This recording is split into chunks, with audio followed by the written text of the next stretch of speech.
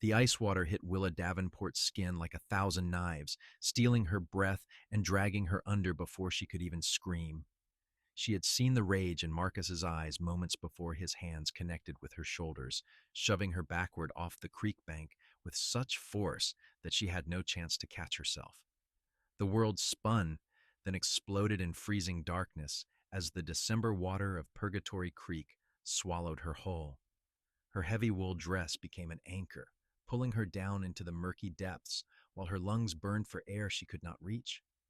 Above the surface, she could hear Marcus's boots crunching in the snow as he walked away, leaving her to die in the frozen water just outside La Junta, Colorado, where they had made their home 3 years ago when she was only 18 years old.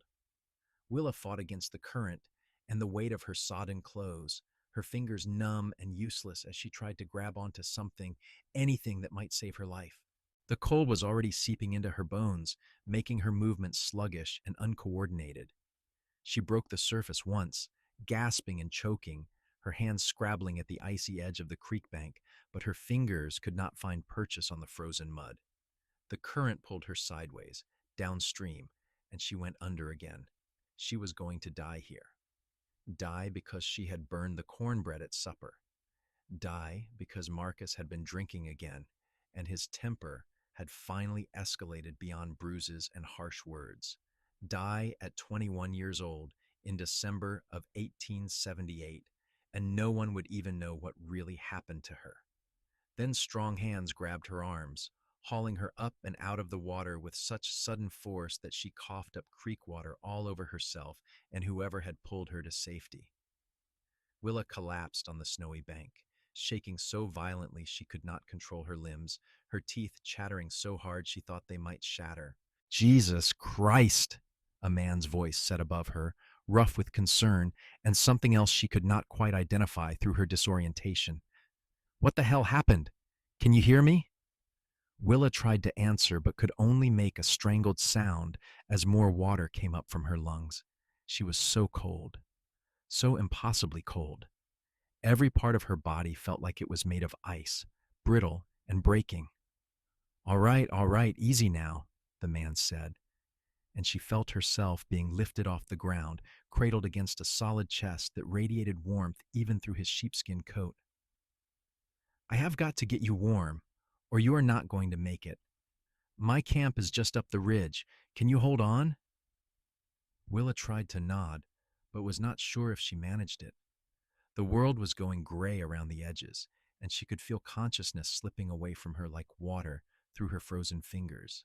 She caught a glimpse of the man's face as he carried her through the snow, dark hair covered by a weathered hat, a strong jaw shadowed with stubble, eyes that looked almost black in the fading light of late afternoon. Then everything went dark.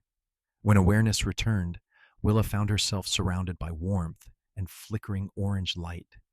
She was lying on something soft, wrapped in what felt like every blanket in the world, and there was a fire crackling somewhere close by. Her body still shook with violent tremors, but the bone-deep cold had retreated somewhat, no longer threatening to stop her heart.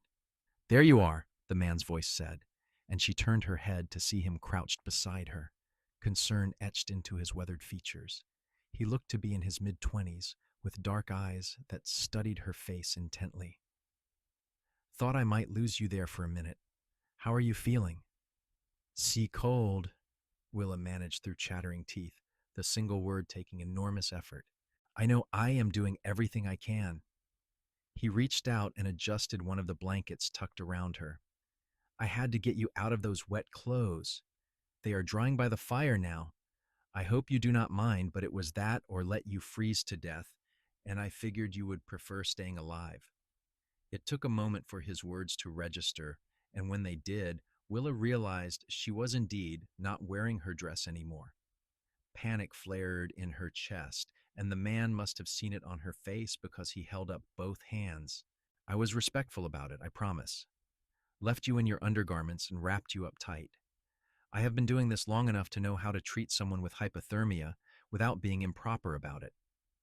He gestured around them, and Willa realized they were inside a tent, small but well constructed, with a portable stove providing heat. "Name is Xander Foster."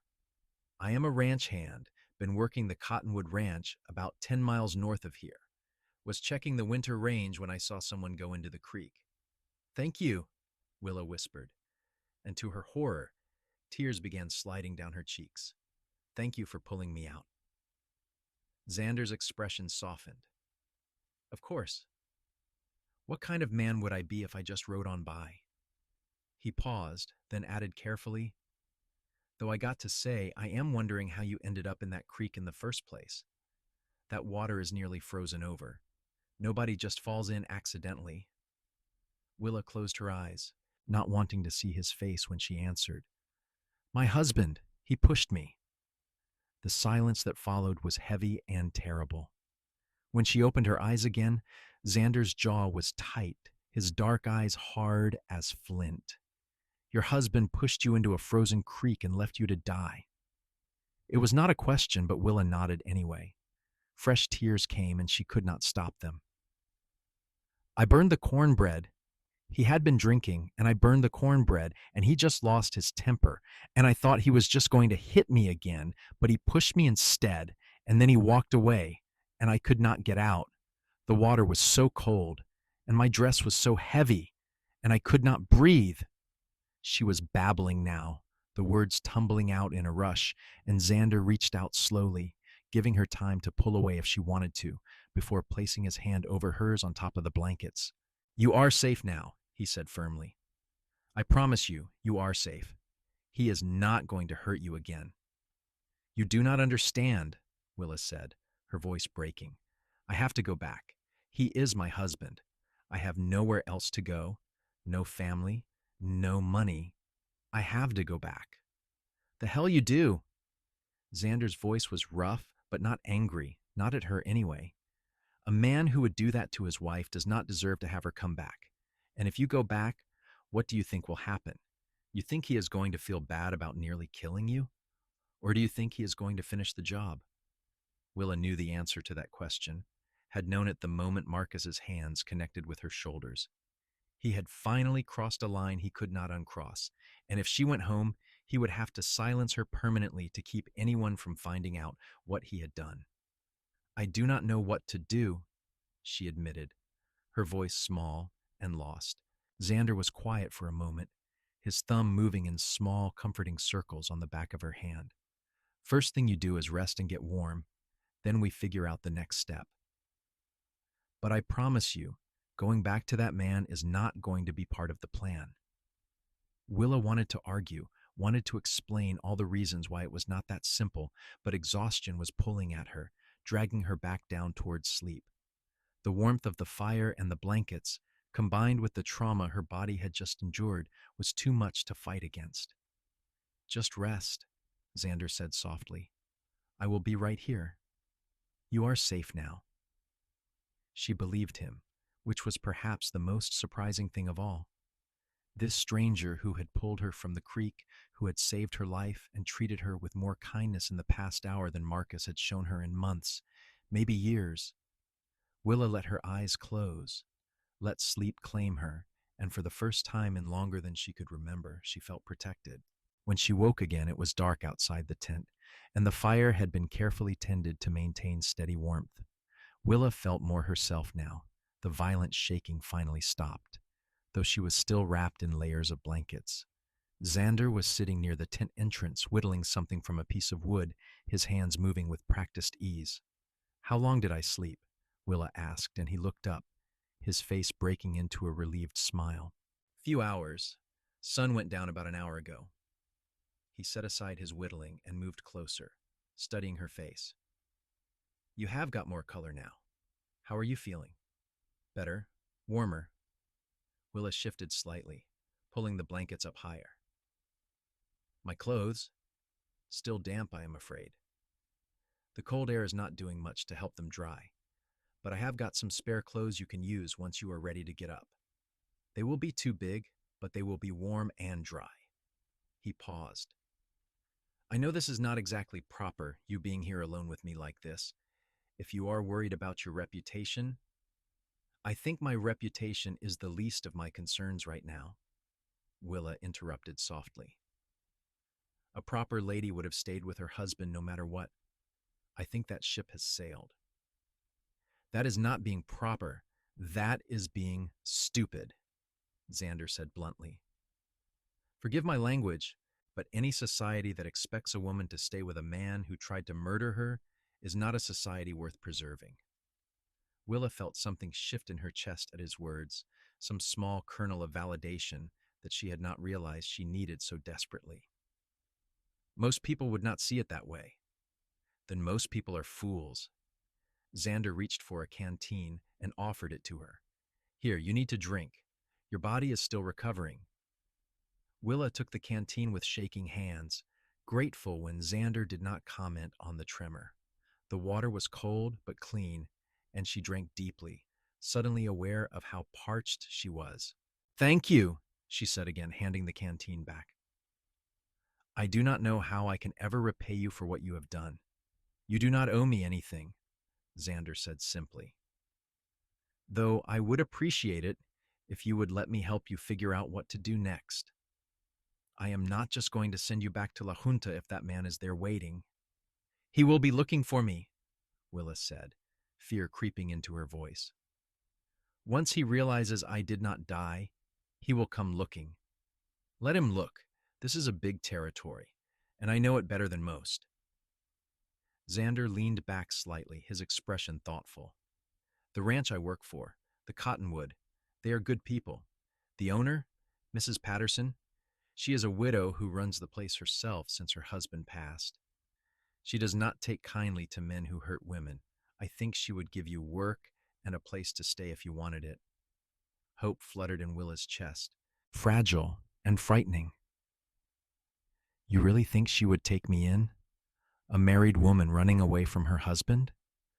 I think she would take in a woman who nearly died, trying to escape a violent man, yes. Xander met her eyes steadily. But only if that is what you want. I am not going to force you into anything. This has to be your choice. Willa thought about Marcus, about the way his love had curdled into something toxic and dangerous over their 3 years of marriage. She thought about the bruises she had hidden beneath long sleeves, the excuses she had made for his behavior, the way she had slowly lost herself trying to keep him happy. And she thought about the moment his hands had connected with her shoulders, pushing her into that freezing water without hesitation or remorse. I want to go to the ranch, she said, her voice stronger than she had expected. I want to start over. Xander's smile was genuine and warm, transforming his weathered face into something almost boyish. Good. That is real good. We will head out in the morning. Give you time to rest and recover a bit more first. The ride is not too bad, and I can keep you warm enough. They talked for a while longer, careful conversation that skirted around anything too personal or painful. Xander told her about the Cottonwood Ranch, about Mrs. Patterson and her daughter Sarah, who was close to Willa's age, about the work they did raising cattle and horses. Willa found herself relaxing in his presence, the fear that had been her constant companion for so long slowly receding. Eventually, Xander insisted she needed more rest, and he moved back to his spot near the entrance, giving her as much space as the small tent allowed. Willa watched him for a moment, this stranger who had become her savior, and felt something unfamiliar stirring in her chest. Not attraction, not yet, but gratitude and the beginning of trust, which felt almost as dangerous. She slept again, and this time her dreams were not of frozen water and Marcus's cold eyes, but of wide-open spaces and the possibility of freedom. Morning came crisp and clear, the December sun bright against the snow. Xander had been right about her clothes still being damp, so Willa dressed in his spare clothes, rolling up the sleeves and pant legs multiple times and cinching the belt as tight as it would go. She looked ridiculous, swimming in fabric, but she was warm and dry, and that was all that mattered. You look like a child playing dress-up, Xander said, but his tone was teasing rather than mocking. But it will do for the ride. Once we get to the ranch, Sarah can lend you something more suitable. He had saddled his horse, a sturdy bay gelding named Rusty, and helped Willa mount up behind him. She had to wrap her arms around his waist to stay steady, and she felt him tense slightly at the contact before deliberately relaxing. Sorry, Willa murmured. I know this is not exactly proper either. Proper can go hang, Xander said firmly, and she felt rather than saw his smile. You just hold on tight. The trail can get rough in places. They rode north through country that was both beautiful and harsh, rolling hills covered in snow with scattered pine and juniper trees breaking up the landscape. Xander kept the pace easy, checking over his shoulder frequently to make sure Willa was all right. She was sore and tired, her body still recovering from the trauma of the previous day, but she felt safer on this horse with this stranger than she had in her own home in years. They talked as they rode, Xander pointing out landmarks and sharing stories about the territory. Willa learned he was 26 years old, originally from Texas, and had been working ranches since he was 14. He had drifted north over the years, following work and adventure until he landed at the Cottonwood Ranch 2 years ago and decided to stay. Mrs. Patterson reminds me of my mother, he said, his voice going soft with memory. Strong woman, did not take nonsense from anyone.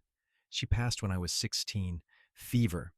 After that, my father kind of fell apart, and I figured it was time to make my own way. I am sorry, Willa said, meaning it. That must have been hard. It was, but it made me who I am, I suppose. Xander shifted slightly in the saddle. What about you? You said you had no family? Not anymore. My parents died when I was 15, cholera. I went to live with my aunt in Kansas City, but she passed 2 years later. That is when I met Marcus. Willa's voice went flat. He seemed kind at first, attentive.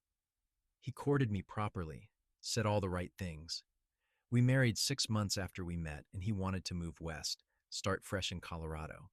I thought it would be an adventure. When did he start hurting you? The question was direct but not cruel, and Willa found herself answering honestly. About 6 months after we married. He lost his job at the railroad, started drinking more.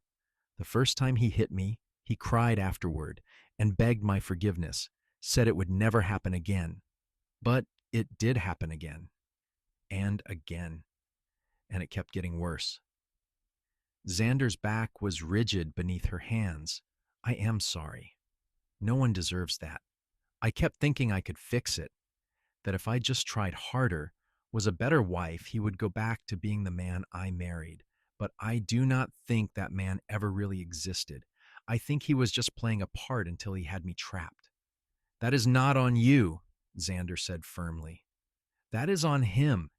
He is the one who chose violence. You did not make him do anything. Willa rested her forehead against Xander's back for just a moment, overwhelmed by the simple kindness of his words. No one had ever told her it was not her fault before. She had carried that guilt for so long, believing somewhere deep down that she must have done something to deserve Marcus's rage. They reached the Cottonwood Ranch around midday, and Willa's first impression was of ordered prosperity. The main house was large and well-maintained, painted white with green shutters, and there were several outbuildings in equally good repair. Cattle dotted the winter pastures, and horses moved in a large corral near the barn. A woman came out onto the porch as they rode up, wiping her hands on her apron. She was perhaps 50 years old, with silver streaking her dark hair and sharp blue eyes that missed nothing. Xander, she called out. Did not expect you back until tomorrow. Who is that you have got with you? Xander dismounted and then helped Willa down, his hands steady on her waist. Mrs. Patterson, this is Miss Willa Davenport. She needs help, and I am hoping you can provide it. Mrs. Patterson's eyes swept over Willa, taking in the oversized men's clothes, the shadows under her eyes, the way she held herself as if expecting a blow. Her expression softened. Come inside, child, she said, her voice gentling. You look half frozen and completely exhausted. Xander, you can explain once we have got her settled.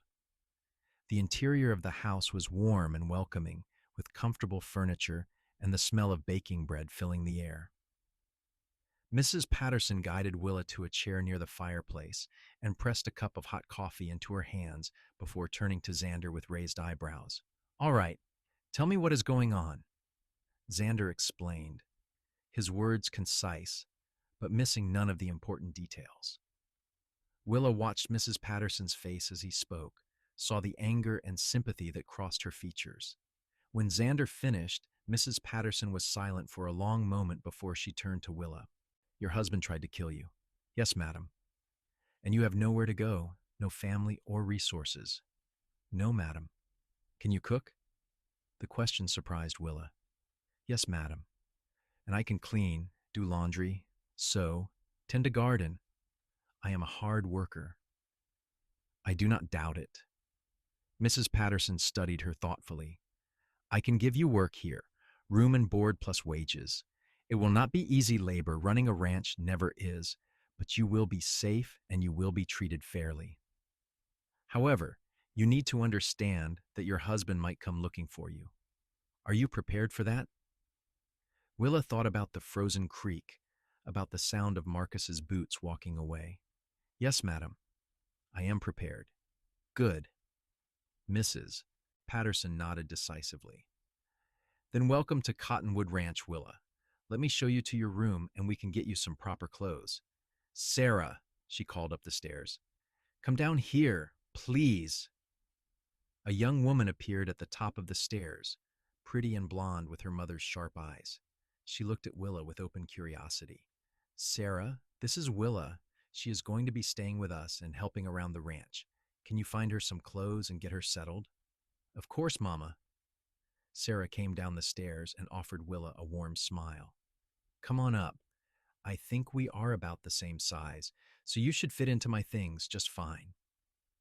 As Willa followed Sarah upstairs, she glanced back to see Xander and Mrs. Patterson in quiet conversation, the older woman's hand on his shoulder in what looked like approval.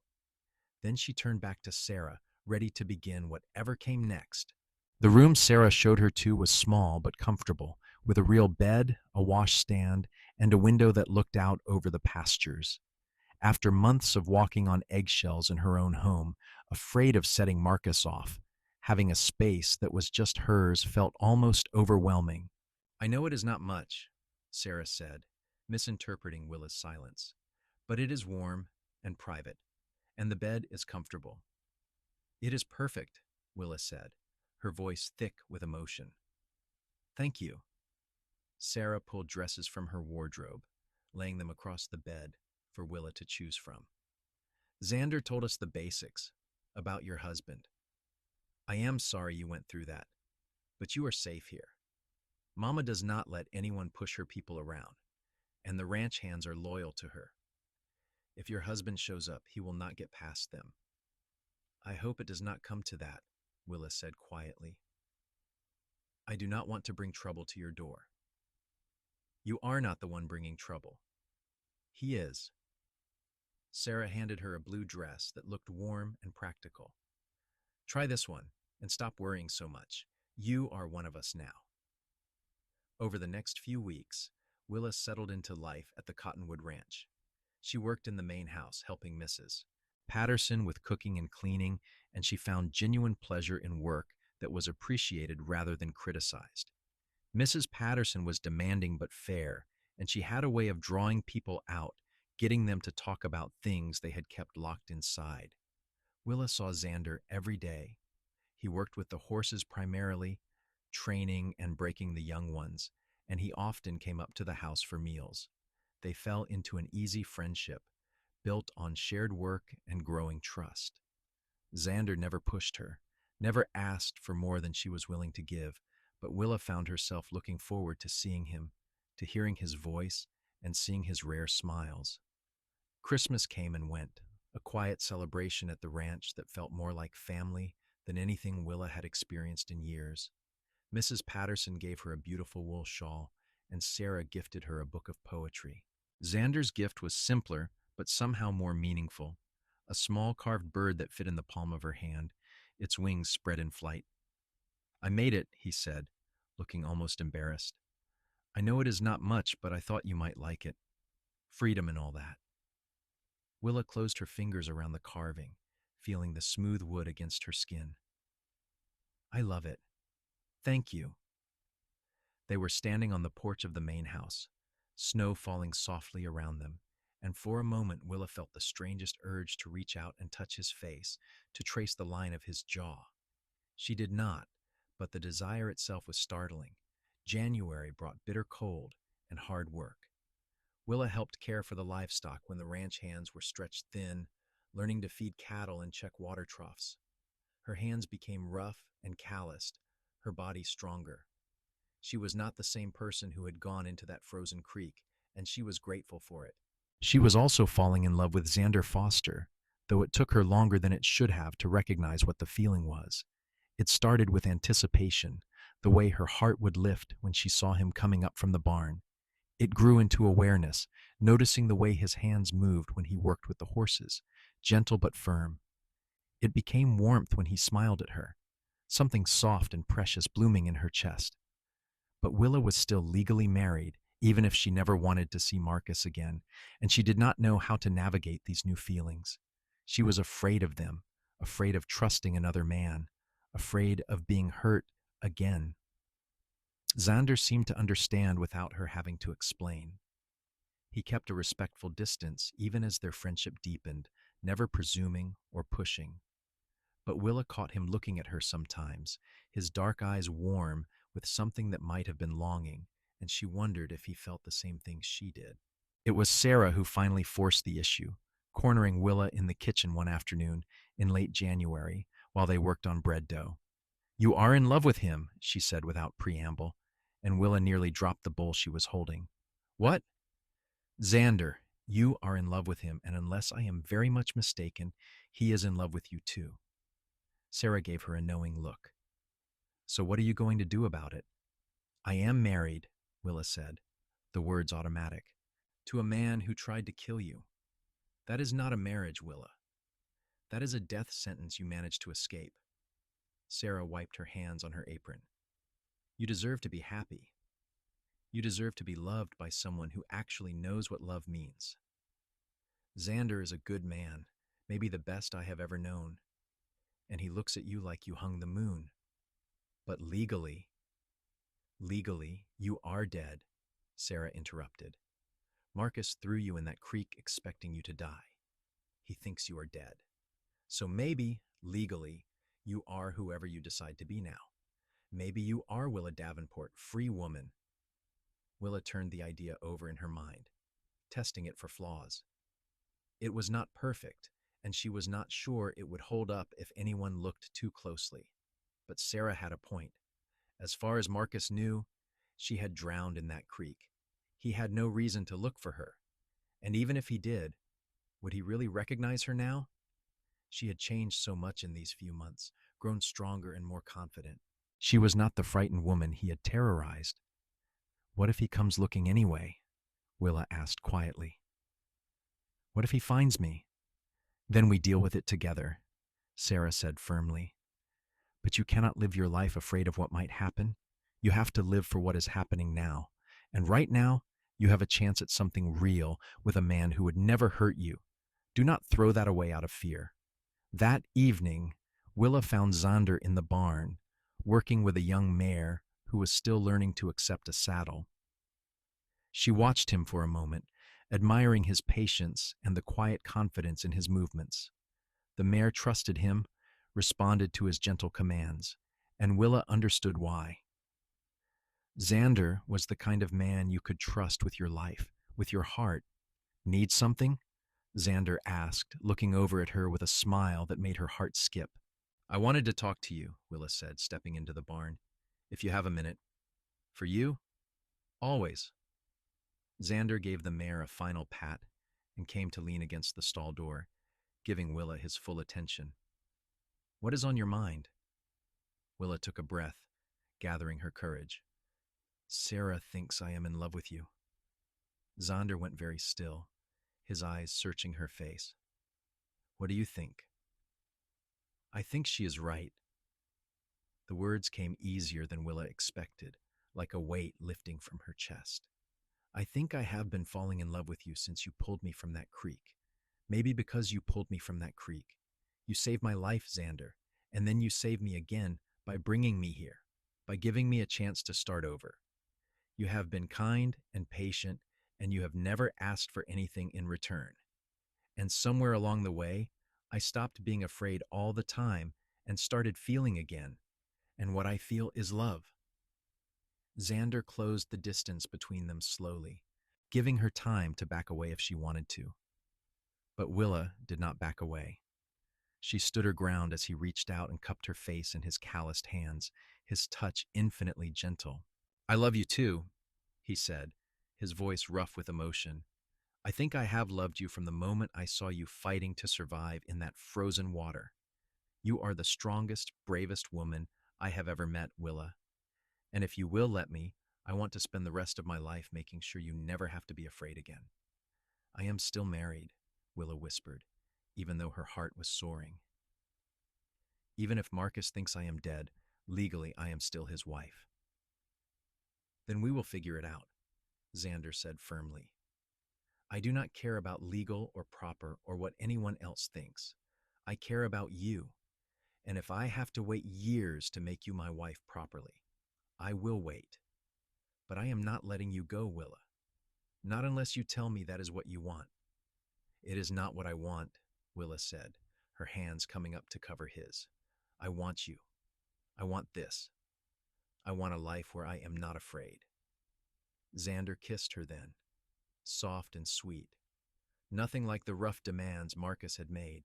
This kiss was a question and a promise all at once, and Willa answered it by leaning into him, letting herself trust this man who had saved her in every way possible.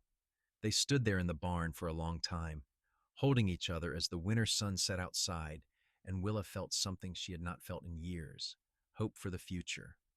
But the past has a way of catching up, no matter how fast you run from it. It was early February when Marcus came to Cottonwood Ranch. Willa was in the kitchen helping Mrs. Patterson with the afternoon baking when one of the ranch hands, a man named Tom, came rushing in. Mrs. Patterson, there is a man at the gate asking about a woman named Willa. Says she is his wife and he has reason to believe she might be here. Willa's blood ran cold, her hands freezing in the middle of kneading bread dough. Mrs. Patterson's expression went hard as stone. Does Xander know? Yes, madam, he is heading up from the barn now. Good. Mrs. Patterson wiped her hands on her apron and turned to Willa. Go upstairs and stay there. Do not come down until I tell you it is safe. But now, Willa. Mrs. Patterson's voice left no room for argument. I will handle this. Willa fled upstairs, her heart pounding so hard she thought it might burst from her chest. She found Sarah in her room, and the younger woman immediately pulled her inside and locked the door. It is going to be all right, Sarah said, though her face was pale. Mama will not let him take you. They could hear voices from downstairs, Marcus's voice rising in anger, Mrs. Patterson's remaining calm and firm. Then Xander's voice joined them, cold in a way Willa had never heard before. The lady said no, you need to leave. That is my wife you are harboring, Marcus snarled. I have every right to take her home. You have no rights here, Mrs. Patterson said sharply. And from what I hear, you forfeited any claim to that young woman when you tried to murder her. Now get off my land before I have my men remove you. I did not try to murder anyone. She fell in the creek, and I tried to save her, but the current was too strong. I have been mourning her for 2 months. Funny how your story changes depending on your audience, Xander said, his voice dripping with contempt. Willa told me exactly what happened. You pushed her and you walked away. That is not mourning, that is murder. You are going to take the word of a woman over her own husband? She is hysterical, always has been. Probably imagined the whole thing. Get out! Xander's voice was deadly quiet now. Get out now, or I swear to God I will forget I am a decent man and beat you bloody. There was a long, tense silence, and then Marcus spoke again, his voice dropping to something uglier and more threatening. This is not over. That is my wife, and I am taking her home. You cannot keep her from me. Watch me, Mrs. Patterson said coldly. Tom, Paul, escort this man off the property. If he sets foot on Cottonwood land again, you have my permission to shoot him. Willa heard scuffling, Marcus cursing and threatening, and then the sound of horses moving away from the house. She sagged against Sarah, shaking with reaction. He knows I am here, she whispered. He knows I am alive. But he cannot get to you, Sarah said firmly. You are safe here, Willa. We will protect you. When Mrs. Patterson finally called them downstairs, Willa found Xander pacing the parlor like a caged animal, fury radiating from every line of his body. He stopped when he saw her, crossing the room in 3 long strides to pull her into his arms. Are you all right? I am fine. Scared, but fine. Willa pressed her face against his chest, breathing in the familiar scent of him. What are we going to do? He knows I am here now. We are going to solve this the right way, Mrs. Patterson said, her voice thoughtful. We are going to go see Judge Harrison in La Junta tomorrow and tell him everything that happened. Your husband attempted to kill you, Willa. That is grounds for annulment or divorce, whichever you prefer. And we have witnesses to his behavior today, threatening violence on my property. Do you think the judge will listen? Willa asked, hardly daring to hope. Judge Harrison is a fair man, and he does not take kindly to men who abuse women. I have known him for 20 years, and I trust him to do the right thing. Mrs. Patterson's expression was determined. We will settle this legally and properly, and then Marcus will have no claim on you at all. The trip to La Junta the next day was tense. Mrs. Patterson, Willa, and Xander rode in the wagon with Tom and Paul following on horseback as guards. Willa kept expecting Marcus to appear, to try to stop them, but they made it to town without incident. Judge Harrison was a silver-haired man in his 60s with kind eyes and a no-nonsense demeanor. He listened to Willa's story without interruption, his expression growing darker as she described the abuse and the final incident at the creek. And you witnessed the immediate aftermath? He asked Xander when Willa finished. Yes, sir. I pulled her from the creek. She was nearly dead from the cold, and her husband was nowhere in sight. He had just walked away and left her to drown.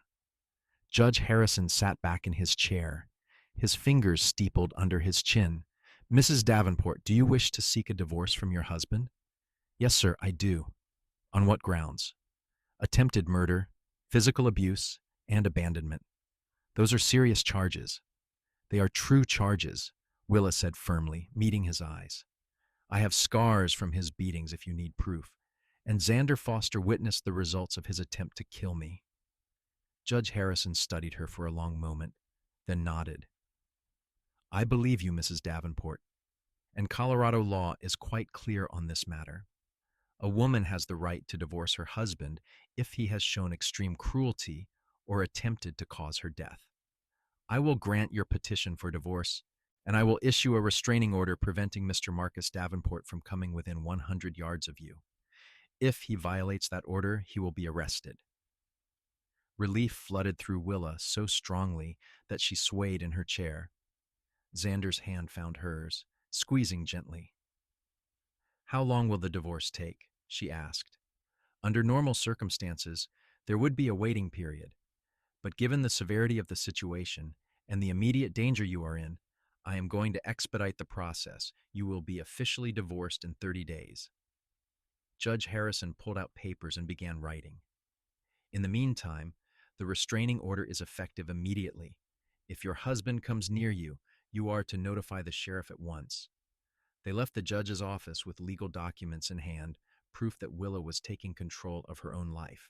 But as they climbed back into the wagon, Willa saw Marcus standing across the street, his eyes fixed on her with such hatred that she involuntarily shrank back. He is not going to accept this, she whispered to Xander. He is going to fight. Let him try, Xander said grimly, positioning himself between Willa and Marcus's line of sight. He will lose. They made it back to the ranch without incident, but the sense of unease lingered. Willa knew Marcus well enough to know he would not let this go easily. He was a man who needed to win, who needed to control, and she had just taken away all his power over her. The attack came 3 days later, in the middle of the night. Willa woke to the sound of breaking glass and men shouting. She stumbled from her bed, disoriented and terrified, and nearly collided with Sarah in the hallway. "Someone is trying to break into the barn," Sarah said, her face pale in the lamplight. "The hands are down there now. Mama wants us to stay up here." But Willa knew with cold certainty that this was Marcus. He had come for her, and he had brought help. She rushed to the window and saw flames licking at one corner of the barn, orange light dancing against the night sky. Men were running back and forth with buckets, trying to contain the fire before it spread, and in the chaos, she spotted Marcus slipping toward the house. "He is coming here," Willa said, her voice tight with fear. "He set the fire as a distraction." Sarah grabbed her arm. "Then we need to get Mama and get out." They found Mrs. Patterson already coming up the stairs, a rifle in her hands. "Both of you into my room. Lock the door and do not open it for anyone except me or Xander." "But now!" They had just gotten the door locked when they heard the front door crash open downstairs. Marcus was in the house. "Willa!" His voice echoed through the building, slurred with drink and rage. "I know you are here. You are coming home with me, and we are going to settle this properly."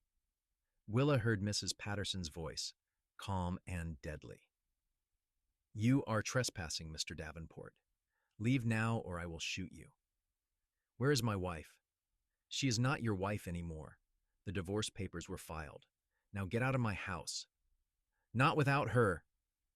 A gunshot rang out, deafeningly loud, and Willa bit back a scream.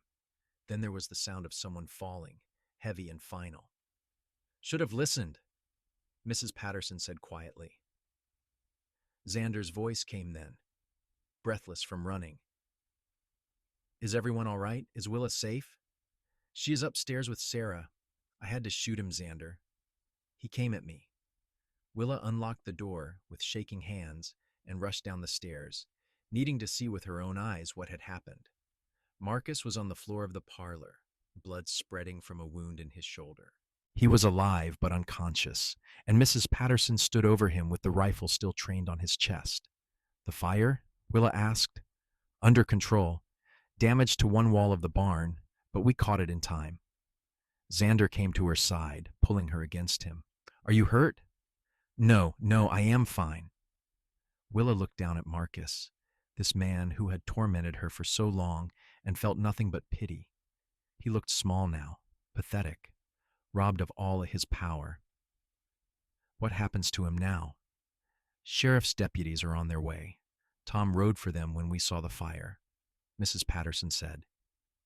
"He will be arrested for arson, trespassing, assault, and violating the restraining order. He will be going to prison for a long time, Willa. He cannot hurt you anymore." The deputies arrived shortly after dawn, taking Marcus away in chains. He was conscious by then, ranting about his rights and his property, but no one listened. The evidence was clear. He had set fire to a building and broken into a house with violent intent. Combined with the existing charges of abuse and attempted murder, his fate was sealed. Judge Harrison himself came to the ranch the next day to check on everyone and expedite the final divorce papers. "Given the circumstances, I am declaring your marriage dissolved immediately," he told Willa. "You are a free woman, Mrs. Davenport. Or perhaps I should say Miss Davenport now." "Just Willa is fine," she said, smiling despite her exhaustion. "Just Willa." Over the following weeks, as February melted into March, Willa watched the world come back to life. The snow began to recede, revealing new grass beneath. The cattle grew fat on winter hay, and the horses frolicked in the warming sun. And Willa herself began to truly heal, not just from the physical trauma of the creek, but from years of emotional abuse. Xander courted her properly, with the patient attention of a man who knew what he wanted and was willing to wait for it. He brought her flowers from the first spring blooms, taught her to ride her own horse, spent long evenings talking with her on the porch as the stars came out. He never pushed, never demanded, just offered her steady affection and unwavering support. "I want to marry you," he said one evening in April, as they sat together watching the sunset paint the sky in shades of gold and rose. "I know it is soon, and I know you might need more time, but I wanted you to know. Whenever you are ready, if you are ever ready, I will be here." Willa turned to look at him, this good man who had saved her life and given her back herself. "I am ready now," she said softly. "I have been ready for a while, I think. I just needed to be sure that what I felt was real and not just gratitude." "And what do you feel?" "Love," Willa said simply. "Real, true love. The kind that builds you up instead of tearing you down. The kind that makes you brave instead of afraid. I love you, Xander Foster, and I want to spend my life with you." Xander's smile was brilliant, transforming his entire face. "Then marry me, soon, as soon as you want. I do not need a big wedding or a fancy ceremony. I just need you." They were married 3 weeks later, in the parlor of the Cottonwood Ranch house, with Mrs. Patterson and Sarah as witnesses. The circuit preacher happened to be passing through La Junta, and he was happy to perform the ceremony. Willa wore a simple dress that Sarah had helped her make, white cotton with blue embroidery, and she carried a bouquet of wildflowers that Xander had picked that morning. When the preacher asked if she took Xander Foster to be her lawfully wedded husband, Willa answered with absolute certainty, "I do." And when Xander slipped a simple gold band on her finger and kissed her as his wife, Willa felt something settle deep in her soul. She was home, she was safe, she was loved. They moved into a small house on the ranch property, a cabin that the hands had helped them fix up and make livable. It was not much, just 3 rooms and a porch, but it was theirs. Willa planted a garden that first spring, her hands in the soil, watching things grow under her care. She worked alongside Xander, learning the rhythms of ranch life, finding joy in hard work and honest labor. Summer brought long, warm days and short, sweet nights. Willa and Xander fell into a pattern of comfortable domesticity, working during the day and coming together in the evenings to share meals and conversation. They talked about everything and nothing, making up for years of silence and fear with open communication and laughter. It was in July that Willa realized she was pregnant. She had suspected for a few weeks, but when she finally worked up the courage to tell Xander, he lifted her off her feet and spun her around, whooping with joy. "We are going to have a baby," he kept saying, his voice full of wonder. "We are going to be parents." "Are you happy?" Willa asked, laughing at his enthusiasm. "Happy? I am over the moon. You have made me the luckiest man alive, Willa Foster." The pregnancy was not always easy. Willa was sick for the first few months, and the summer heat made her tired and uncomfortable. But Xander was attentive without being overbearing, taking over her chores when she was too exhausted, rubbing her feet when they swelled, talking to their unborn child with such tenderness that Willa often found herself in tears. Mrs. Patterson and Sarah were equally excited, fussing over Willa and making plans for the baby. They helped her sew clothes and prepare the cabin, turning the small spare room into a nursery. The whole ranch seemed invested in the coming arrival, and Willa felt embraced by a family she had chosen and who had chosen her in return. She thought about Marcus sometimes, in the quiet moments. He was in prison in Denver, serving a 10-year sentence for his crimes. She did not hate him anymore, had moved beyond that into something closer to indifference. He was part of her past, a chapter closed and finished, and she refused to let him have any power over her present or future. The baby came in late March of 1879, a year after Willa and Xander had married. Labor was long and difficult, lasting through the night and into the next day. But when Willa finally heard her son's first cry, she knew it had all been worth it. "He is perfect," Xander breathed, tears streaming down his face as he held his son for the first time. "Willa, he is absolutely perfect." They named him James after Xander's father, and he had his mother's green eyes and his father's dark hair. Willa had never known she could love something so fiercely, so completely. Every moment with James felt precious, every smile and gurgle a gift. Xander proved to be a natural father, patient and gentle with his son. Willa would often find them together. Xander talking to James about the horses or the ranch or anything that crossed his mind, as if the baby could understand every word. And perhaps he could in his own way, because James seemed content and happy, a peaceful child who rarely fussed. Life settled into a new rhythm, built around feeding schedules and diaper changes and sleepless nights. But even in the exhaustion, Willa found herself happier than she had ever been. This was what family was supposed to feel like. This was what love looked like in all its messy, beautiful reality. 2 years passed in what felt like the blink of an eye. James grew from an infant into a toddler, walking and talking and getting into everything with the boundless curiosity of childhood. The ranch prospered, the cattle multiplying, and the horse breeding program that Xander had started producing exceptional animals that sold for good prices. Willa discovered she was pregnant again in the summer of 1881, and this time the news was met with calm joy rather than wild excitement.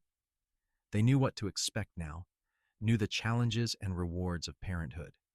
Their daughter was born in February of 1882, a quick and relatively easy birth that left Willa feeling stronger than she had after James's arrival. They named her Grace, and she had Xander's dark eyes and Willa's golden hair. She was a fussy baby, more demanding than James had been, but Willa did not mind. Each child was different, and Grace's fierce personality promised strength and resilience.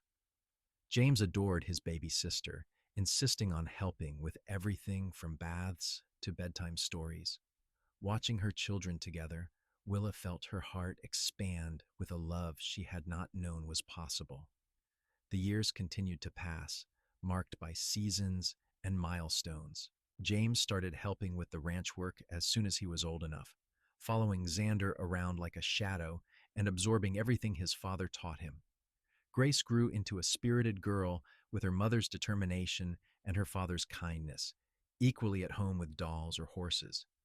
Mrs. Patterson passed in the winter of 1885, peacefully in her sleep at the age of 62. The loss hit them all hard, but especially Sarah, who inherited the ranch and the responsibility that came with it. She proved herself more than capable, running the cottonwood with the same fair hand and sharp mind her mother had possessed. Xander and Willa bought a piece of land adjoining the cottonwood, building a larger house to accommodate their growing family.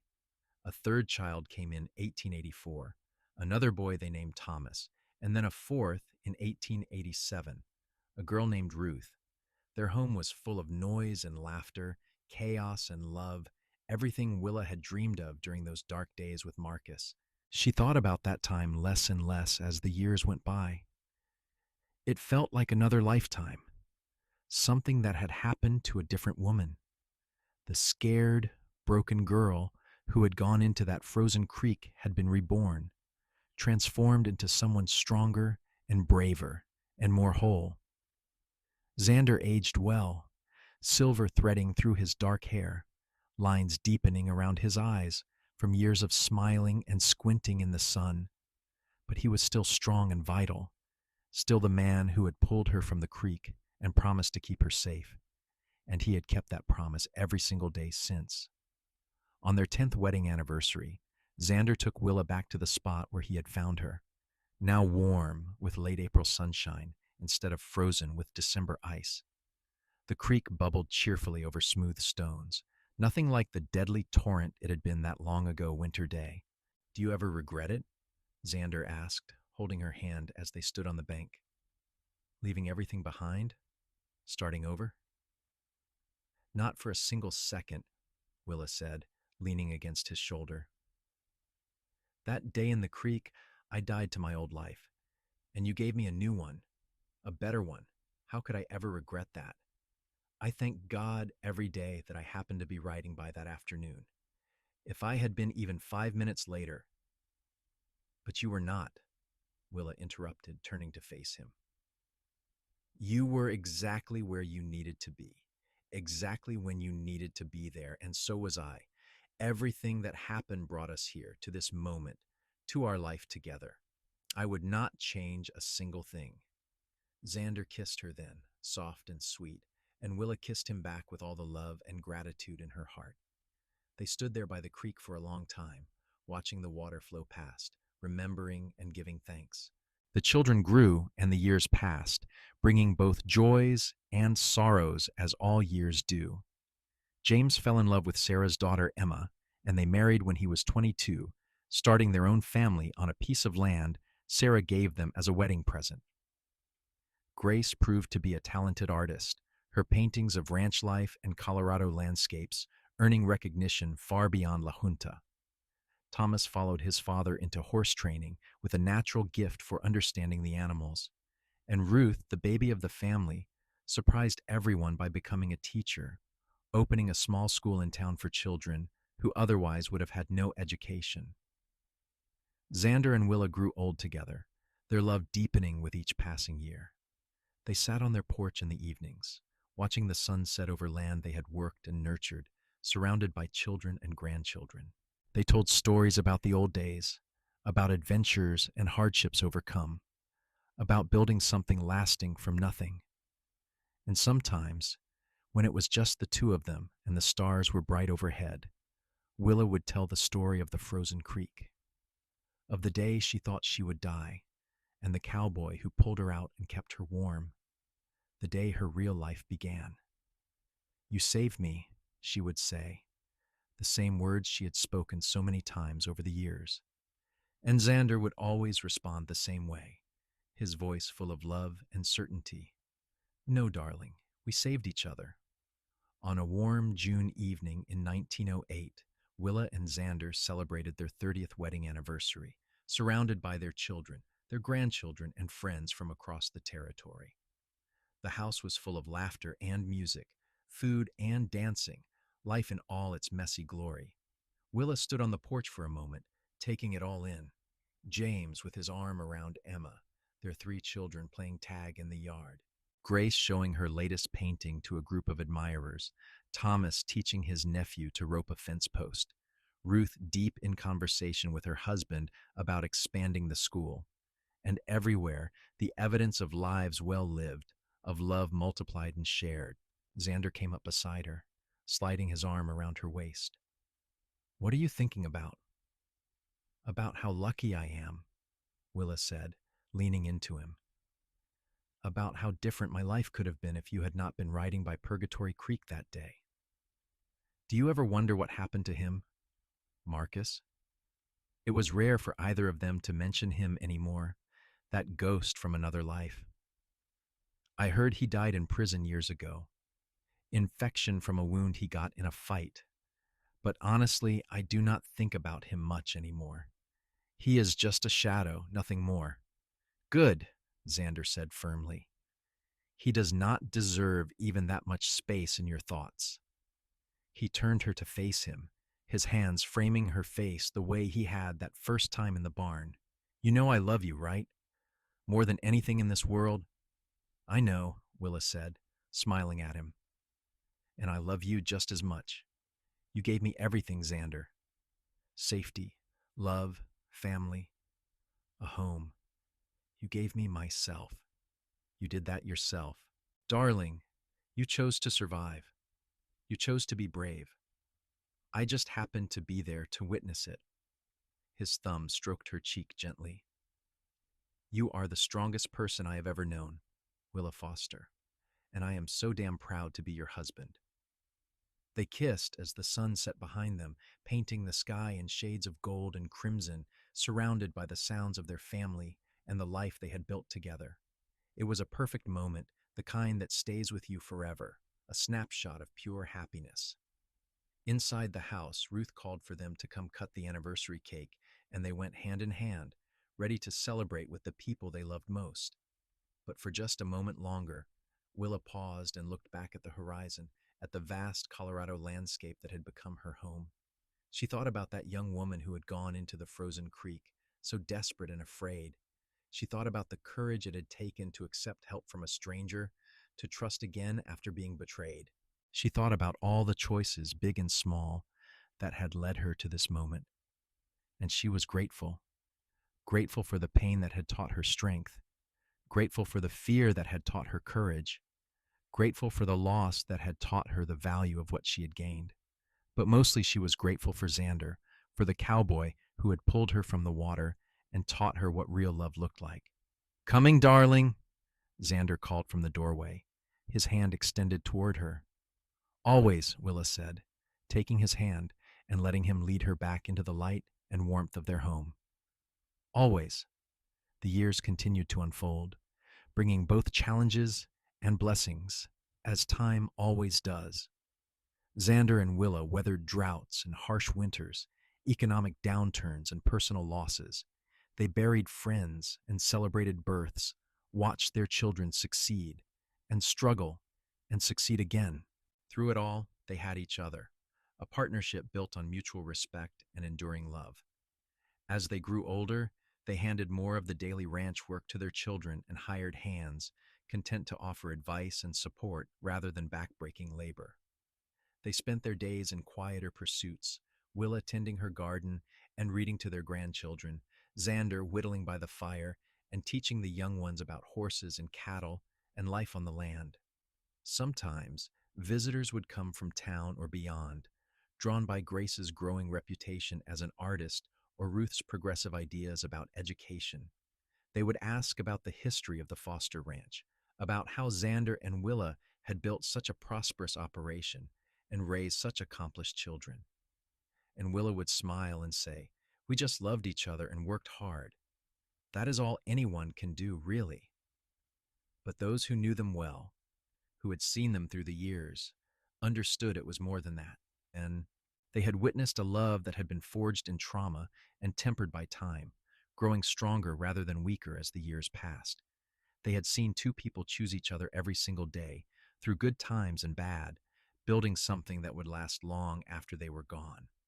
In the spring of 1915, Xander took ill with pneumonia. The doctor came from La Junta, but there was little he could do except make Xander comfortable. Willa stayed by his side day and night, holding his hand and telling him stories, refusing to let him face this battle alone. "I am not ready to let you go," she whispered on the third night, tears streaming down her face. "We are supposed to have more time." "We have had 37 years," Xander said, his voice weak but steady. 37 years of happiness and love and everything I could have ever wanted. That is more than most people get, darling. More than we ever dreamed of when I pulled you from that creek. It is not enough. It will never be enough. I know. I feel the same way. Xander squeezed her hand gently. "But you are going to be all right, Willa.